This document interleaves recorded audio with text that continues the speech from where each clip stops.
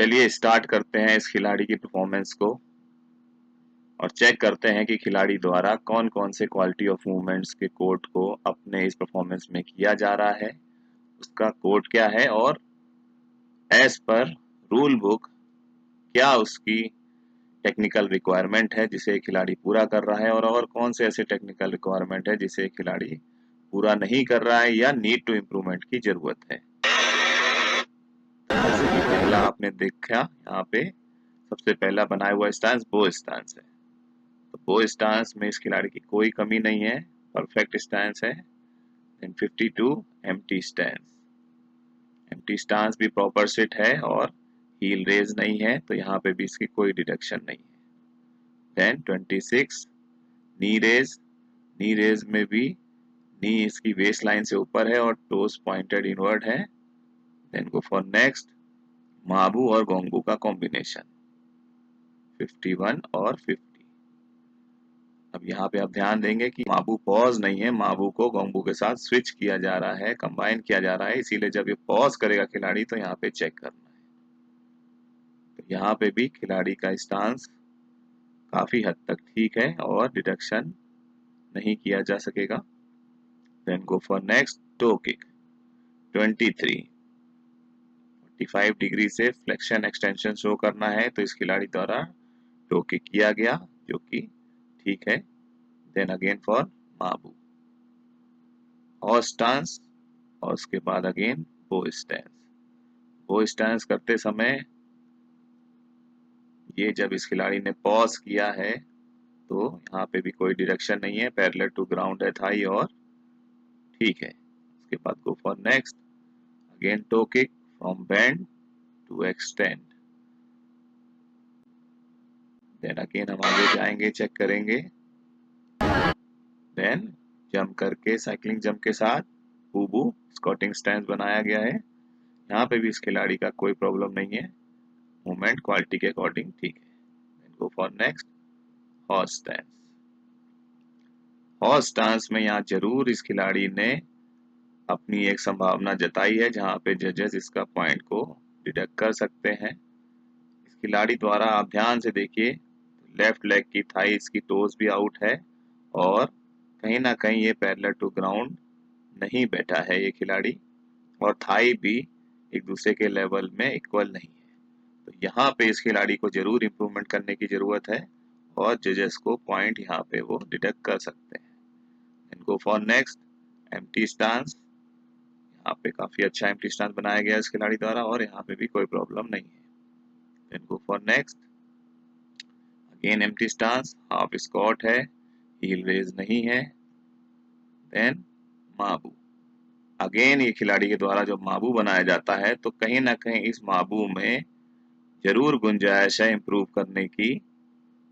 आप ध्यान से देखेंगे तो आपको दिख जाएगा कि थाई पैरेलल टू ग्राउंड ना होके थोड़ी सी स्लाइडली अप है। अगर यही खिलाड़ी एक 5% और नीचे जाके बैठता है तो ये डिडक्शन करने से वो बच जाएगा। गो फॉर नेक्स्ट स्टांस 50, 50 स्टांस भी काफी हद तक ठीक है और थाई पैरेलल टू ग्राउंड है, नी नहीं बैंड है। Go for next 24, front stretch kick की टेक्निकल रिक्वायरमेंट है कि जब किक अपनी हाइट पे होती है तो नी बैंड नहीं होना चाहिए और सपोर्टिंग लेग की नी रेज नहीं होनी चाहिए, तो यहाँ पे वो भी ठीक है काफी हद तक। देन गो फॉर नेक्स्ट माबू। तो ये आप जैसा कि देख सकते हैं कि इस खिलाड़ी के द्वारा जब भी माबू या हॉर्स स्टैंस बनाया जा रहा है वहां पे जरूर संभावना है डिडक्शन होने की। इवन मैं कहूँ इस स्टांस में तो क्लियर कट माबू यानी 51 कोड अप्लाई होना चाहिए, और यही खिलाड़ी अगर थोड़ा सा और नीचे बैठ जाता, पैरेलल टू ग्राउंड कर लेता, नी को अलाइन कर लेता अपने ज्वाइंट से, तो यहाँ डिडक्शन होने से बच सकता था। Then go for next cross leg crouching stance 54, इसमें कोई प्रॉब्लम नहीं है, खिलाड़ी ने पूरा सेट किया हुआ है। गो फॉर नेक्स्ट बूबू, बूबू भी बहुत अच्छा खिलाड़ी ने बनाया हुआ है, काफी स्ट्रेट है लेग, दोनों फुट आपके मैट पे हैं और हिप भी टच है काफ को। Then go for next 52, 50 and 52, दोनों स्टांस में भी ज़्यादा कोई कमी नहीं है, क्योंकि ये कोई एम्प्टी स्टांस नहीं है, जस्ट एक फॉलो अप है। Go for next, punch strike और बो स्टैंस।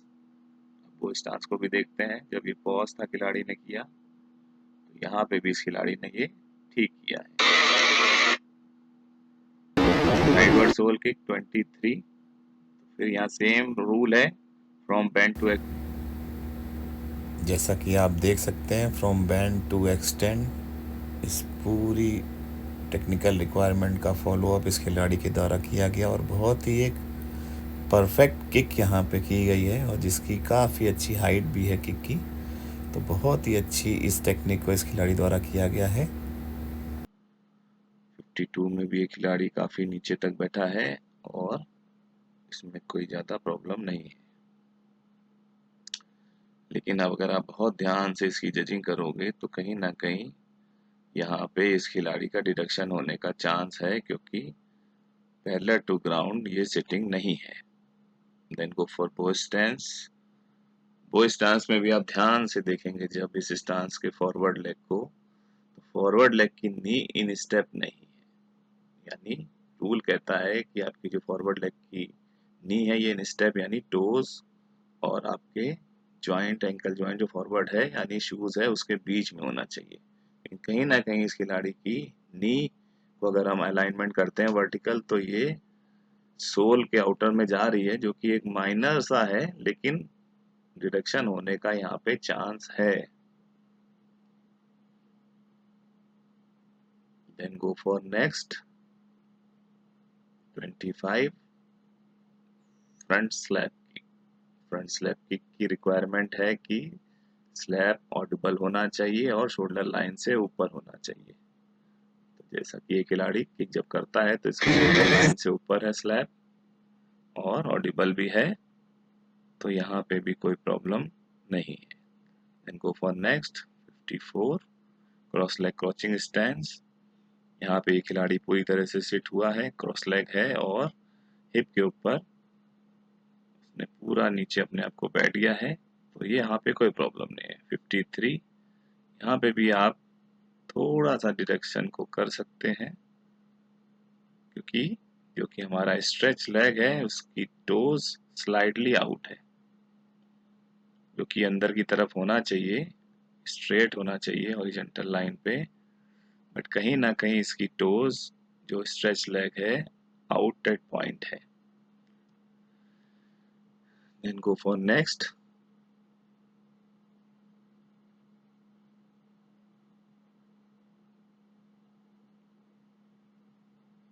अब यहाँ पे मैं बताना चाहूंगा इसका पंच का भी डिटेक्शन कर सकते हैं और स्टांस तो ठीक है। Then go for next 52, empty stance भी इस खिलाड़ी का ठीक है और ये इस तरह से इस खिलाड़ी ने अपनी परफॉर्मेंस को एंड किया। तो अब इस परफॉर्मेंस के बाद हमारे खिलाड़ी का फाइनल स्कोर को हम कैसे अप कर सकते हैं, तो उस पर बात करते हैं। अगर हम अभी इस वीडियो परफॉर्मेंस को देखते हैं, जिसमें अभी मेज़र 6 पॉइंट को हमने पॉइंट आउट किया, यानी 6 गलतियों को पॉइंट आउट किया, 51, 51, 51, 52, 50 और 53। और ये बहुत ही माइनर, थोड़ा सा ज़्यादा सिटिंग हो जाए खिलाड़ी या थोड़े से अपने एंगल अप्रोच को और ठीक कर ले, तो ये मिस्टेक्स को वो इजी अपनी परफॉर्मेंस से निकाल सकता है और ये जजेस द्वारा डिडक्शन होने से बच सकता है। और इस परफॉर्मेंस के आधार पे लगभग उसके आउट ऑफ 5 ओवरऑल परफॉर्मेंस में 4.30 से लेके 4.40 तक स्कोर दिया जाएगा। तो अगर हम एक आइडियल निकालते हैं 4.30, 4.35, 4.38 और 4.40, तो ये 4.35 के आसपास हो जाता है।